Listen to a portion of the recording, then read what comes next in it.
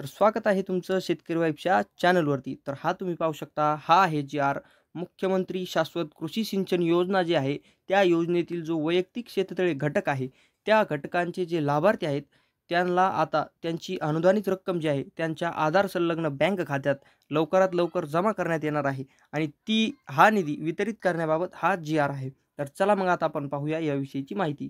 तर इथे तुम्ही पाहू शकता, येथे आहे प्रस्तावना. या प्रस्तावनेमध्ये ही योजना केव्हा सुरू झाली याविषयीची माहिती दिलेली आहे.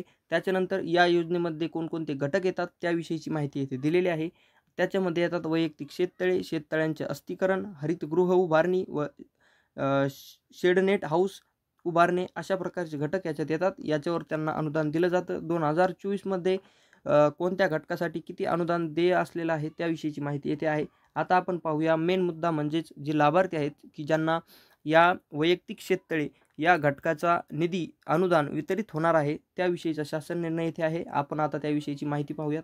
तर येथे तुम्ही पाहू शकता, सन 2024-25 या वर्षात मुख्यमंत्री शाश्वत कृषी सिंचन योजनेअंतर्गत वैयक्तिक शेततळे हा जो घटक आहे, या घटकाकरिता 639,40,40,00,000 एवढा निधी जो आहे तो उपलब्ध झालेला असून हा आयुक्त कृषी यांना अर्थसंकल्पीय वितरण प्रणालीवर वितरित करण्यात आलेला आहे. अशा प्रकारची माहिती येथे देण्यात आलेली आहे. आता त्याच्यानंतर आता आपण पाहूया, तर हा निधी कशाप्रकारे वितरित होणार आहे, जे लाभार्थी आहेत त्यांना, याविषयीची माहिती आता आपण पाहूया.